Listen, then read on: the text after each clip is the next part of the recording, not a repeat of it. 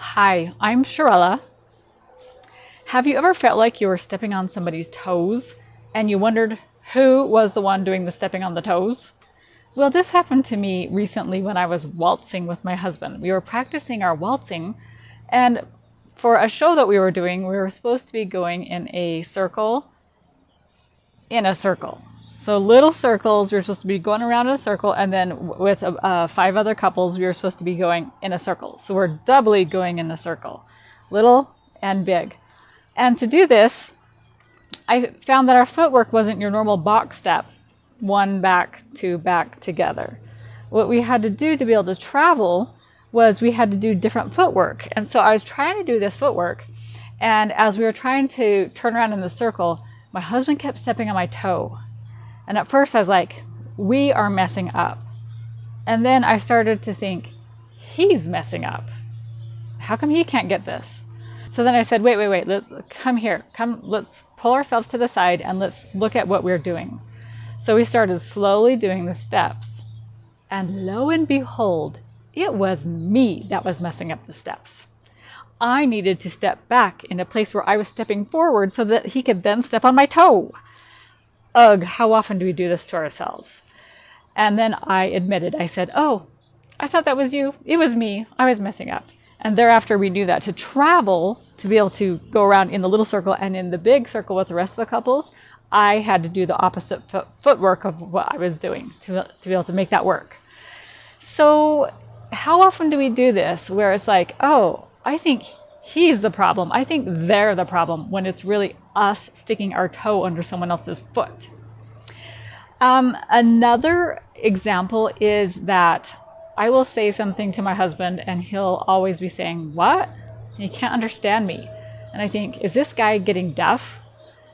Well, this is just a side note. And then I go to the ear doctor and find out that I'm the one that's kind of going deaf slightly. That's just a side note. But to carry on what I was saying, I was thinking, can he not hear me? I speak and I feel like I'm speaking very clearly and he's always saying, what? Now here's a funny thing. I go to text type speak my voice into the text so that it will just say it and I don't have to type it. And my phone doesn't understand me. And I have to speak a lot more clearly. For all I know, you're not understanding me right now. Blah, blah, blah. Maybe you can't even make out the words I'm saying. So, if my phone can't even understand me, I think there's a problem. I once read this book called The Breakthrough Experience by John DeMartini, and he says that places where we think other people are having a problem is most often the time where we have the problem too, and we are getting triggered by that thing. So I might say, so-and-so has this big issue. This is a problem for them. For example, I have a friend who kind of acts the victim, and she's always like, oh, my life has problems. Oh, life is so hard for me. And I'm thinking, how can you take the big piece of the pie of being the victim? And then I have to stop and say, wait, where do I try to be that victim?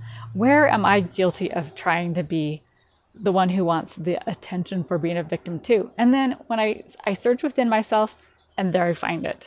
So this breakthrough experience talks about how life mirrors to us the things that we need to work on. So as soon as something bothers you, maybe it's even driving. You're driving and you get mad, or someone else gets mad at you, and you kind of have this altercation back and forth in the cars. And sometimes, though, you might be at a place where you're like, I don't care that person just flipped me off. It doesn't matter at all. But sometimes it really does matter. And those are the times that you're triggered and you need to work through something.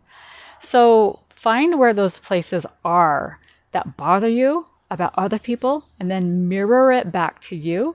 And you can see where you are actually the problem. It's kind of eye-opening to realize this. Since I talked about waltzing, I also want to just add on one little thought about energy. This is it's not really the same idea, but it kind of just is something worth talking about. And that is that what I found is when I am waltzing with my husband, and I guess this could apply to life, I have to be in tune. We have to be intuitive one with another to be able to kind of know where we're going next. Because sometimes we've been going around in that circle that I talked about, And he has to really swing me around to get me out of the way of another dancer, or I see something that he doesn't see, and we work together in this intuitive fashion.